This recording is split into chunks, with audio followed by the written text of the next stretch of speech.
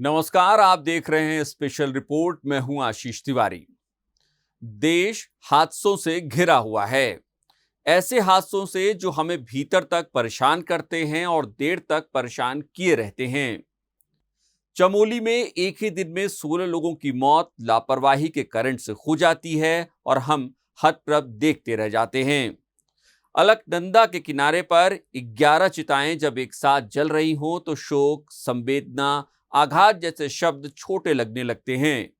मुआवजा, जांच, दोषियों पर कार्रवाई के आश्वासन भी बौने हो जाते हैं। आप सोचिए कि हम इंसानों की सुरक्षा को लेकर कितने फिक्रमंद हैं कि एक एसटीपी से बिजली के करंट का प्रवाह निकलता है और 16 लोगों की जान ले लेता है, और घटना के 24 घंटे बीतने तक ये कहना मुश्किल है कि हादसा हुआ कैसे। क्या किसी की लापरवाही थी? हालांकि हादसे की जांच के आदेश दे दिए गए हैं और दोषियों पर कार्रवाई का भरोसा भी दे दिया गया है, लेकिन आप सोचिए कि अब तक जो खबरें सामने आई हैं उनमें बिजली विभाग का जो दावा है उसकी तरफ से कोई चूक हुई ही नहीं है। माना यह भी जा रहा है कि एसटीपी की आंतरिक लाइनों में ही कोई फॉल्ट था और यही हादसे की वजह बन गई। लेकिन आप सोचिए कि जिन घरों के चिराग बुझ गए, क्या कोई रिपोर्ट, कोई मुआवजा या कोई आश्वासन उनके अपनों को वापस ला सकता है? अमर उजाला की यह रिपोर्ट बताती है कि इस हादसे में सबसे पहले जान गंवाने वाले गणेश लाल और उनके भाई दीप और पिता महेंद्र की भी इसी हादसे में मौत हो गई। गणेश की मां संतोषी देवी की दुनिया एक ही झटके में उजड़ गई। संतोषी देवी को मिले गम की भरपाई किसी भी तरीके से नहीं हो सकती है, इसीलिए इसे हादसे से अधिक हत्या क्यों न मान लिया जाए। वैसे आपको यह जानना चाहिए कि जहां यह हादसा हुआ वो एसटीपी नमामि गंगे परियोजना के तहत बनाया गया था। 2018 में यह बना, 2021 में इसे जल संस्थान को सौंपा गया। जल संस्थान ने इसे कोयंबटूर की एक प्राइवेट कंपनी और साथ ही पटियाला की एक प्राइवेट कंपनी को संचालन के लिए सौंप दिया। हमने शुरू में आपसे कहा था कि हम हादसों के देश में रह रहे हैं। एक हादसा मणिपुर में भी हुआ है।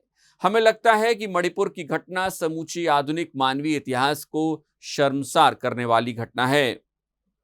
अगर आप संवेदनशील हैं और आप इंसानों को और खास तौर पर महिलाओं की अस्मिता को राजनीति से ऊपर रख पा रहे हैं तो आपका सिर यकीनन अब तक शर्म से झुक गया होगा। मणिपुर की घटना में नग्न महिलाएं नहीं बल्कि नंगी व्यवस्थाएं दिख रही हैं। ये सब कुछ ऐसे दौर में हो रहा है जब हम खुद को विश्व गुरु मानने लगे हैं। ये सब ऐसे दौर में हो रहा है जब कानून से आगे बुलडोजर चलता है। लेकिन आपको ये जानना चाहिए कि इस दौर में देश की सुप्रीम अदालत ने मणिपुर की घटना पर स्वतः संज्ञान लेते हुए क्या कहा है। सुप्रीम कोर्ट ने कहा है कि हम सरकार को कुछ समय देते हैं, सरकार कार्रवाई करे वरना हम कार्रवाई करेंगे। सुप्रीम कोर्ट ने यह भी कहा है कि सांप्रदायिक टकराव के क्षेत्र में महिलाओं को किसी भी चीज की तरीके से इस्तेमाल करना संविधान का उल्लंघन है। घटना का जो वीडियो वायरल हो रहा है वो काफी परेशान करने वाला है। सुप्रीम कोर्ट की जिस बेंच ने टिप्पणी की है उसमें chief justice of India D Y Chandrachud के साथ ही 2 अन्य जज भी शामिल हैं। एबीपी न्यूज के डिजिटल प्लेटफॉर्म पर छपी ये न्यूज बताती है कि मणिपुर में 2.5 महीने से जारी हिंसा में 140 से अधिक मौतें हो चुकी हैं। 5,000 से अधिक हिंसक घटनाएं रिपोर्ट हुई हैं। 50,000 लोगों का विस्थापन किया गया है। वैसे आपको यह भी जानना चाहिए कि इस मसले पर पीएम मोदी ने क्या कहा है। संसद के मानसून सत्र के पहले दिन पीएम मोदी ने कहा है कि मणिपुर में जो हुआ वो शर्मनाक है, ये पूरे देश को शर्मसार करने जैसा है। पीएम ने आश्वस्त किया है कि दोषियों पर सख्त कार्रवाई होगी।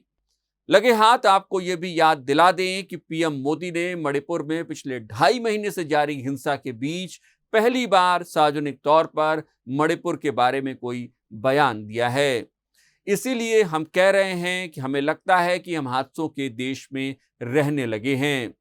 आप देख रहे थे स्पेशल रिपोर्ट।